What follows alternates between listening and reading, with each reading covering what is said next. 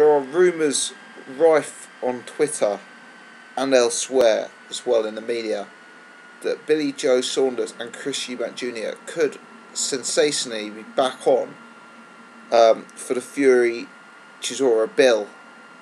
That's obviously huge news that the fight was on, then it was off. Potentially it's back on. The updates are as follows.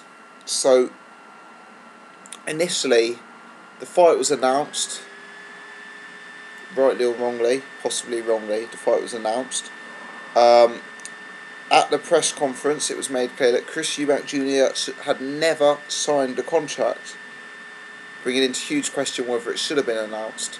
A deadline was then set at 5 PM that evening, which must have been a week, 10 days ago now, for Eubank Jr. to sign, or Billy Joe would then go down the world title route. It was made clear that there was no negotiation on this deadline. It then looked imminent that Billy Joe Saunders would fight Matt Korobov for the vacant WBO middleweight title, vacated recently by Peter Quillen, Kid Chocolate. That seemed to be, it wasn't announced officially, but it seemed to be confirmed by both the Korobov and Billy Joe Saunders camps that that fight was going to be on. Last moment, it now appears that that fight is off, and instead Andy Lee will be fighting Matt Korobov for the WBO middleweight championship. This is Andy Lee, whose last fight was at light middleweight. It looks like Andy Lee will be fighting Matt Korobov. It's perhaps a story, there's definitely scope to do another video of Andy Lee versus Matt Korobov and how that fight goes. But this Korobov character, I've seen a bit of him, I haven't seen enough of him, but he appears to be quite an avoided fighter because Billy Joe Saunders is not fighting him. Kid Chocolate didn't fight him. Also, Demetrius Andrade was planning to step up to middleweight and was initially given the shot Andrade versus Korobov, and then decided to stay at light middleweight, having petitioned the WBO to make him the mandatory challenger. So that's 3 fighters, all of whom, in my opinion, are near world class level. Billy Joe Saunders, Peter Quillen, Demetrius Andrade, who for whatever reason, and I'm not saying they're running scared of this guy, but for whatever reason are looking to avoid Korobov, who's unbeaten with about a 60% knockout ratio. So he's someone who's worth looking into, and it looks like he'll be fighting against Andy Lee for this belt. Now, where does this leave Billy Joe Saunders? I've seen 2 rumours. One is that the Eubank fight is back on. That is possibly the most likely option. The reason being, why else would Billy Joe give up a world title shot? What could lead to more money and more sort of fame than a world title? Well, it probably is beating Chris Eubank Jr. At this point, beating Chris Eubank Jr. is a bigger fight. It is more money. It is better for your profile than beating Korobov for the WBO title. Let's face it, in a division where you've got champs like Miguel Cotto, Gennady Golovkin, you're not going to be hailed as the sort of undisputed champ if you go and beat Matt Korobov when the belt was vacated by Peter Quillen. So this is probably a bigger fight. It's probably going to create more public interest and more money for Billy Joe. I can understand why he'd go down that route. Possibly it's also an easier fight, but that's a story for another day.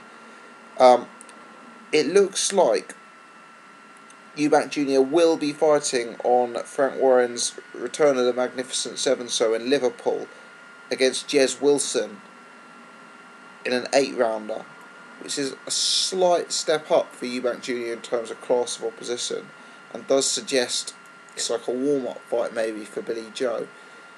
Possibly strange to have a fight, 3 or 4 weeks before, your biggest ever fight, but if there's anything the Eubanks are, it's that they're not orthodox, so we'll see what happens there. This seems the most likely option. Frank Warren did say he wouldn't be working with Eubank Jr. if it wasn't signed off. He's now working with Eubank Jr. and it looks like Billy Joe's out of the world title shot. So to me, my instinct is this fight is back on. If it is back on, it perhaps gives some credit to Chris Eubank Jr.'s statement that he made regarding the situation, that he was keen for the fight and that he was rushed to make a decision. Because if he's not pulling out of the fight, if he's not scared of Billy Joe, if he doesn't think it's too early, if he's happy to take the fight, it would explain, it would sort of suggest that that was the reason behind the delay. It would make sense. Now, the other rumour I saw on Twitter was that Kamitsky, who I believe, if I'm correct, Sergei Kamitsky, who beat Frank Buglioni and is, as far as I'm aware, scheduled to face John Ryder in a matchroom show, has pulled out of that fight to fight Billy Joe. Now that's something I really cannot understand, because if true, you're looking at Billy Joe stepping away from a world title shot for an even smaller fight, which is risky in itself. I mean, this guy just beat Frank Warren's #1 prospect at super middleweight, and this is at middleweight. So that's a risky fight for even less of a payday and less reward. I find it really hard to believe he'd fight Kamitsky, but nevertheless just thought I'd air it because it's something I have seen written online by 2 or 3 different sources. We shall see. In my opinion, Eubank Jr. fight looks like it's back on. It would explain why the world title's off. I'm interested to hear people's thoughts on this. It's got to be one of the most farcical situations I've ever seen. Heaven knows about fans who bought tickets and asked for refunds. Will they be buying them again? But anyway, I guess this is the circus that is going to accompany Chris Eubank Jr. I do hope the fight is back on. I probably would prefer to see it than Saunders Korobov, and I'm sure the winner of this one does go on to fight for a world title anyway. Thanks for watching. Interested to hear people's thoughts.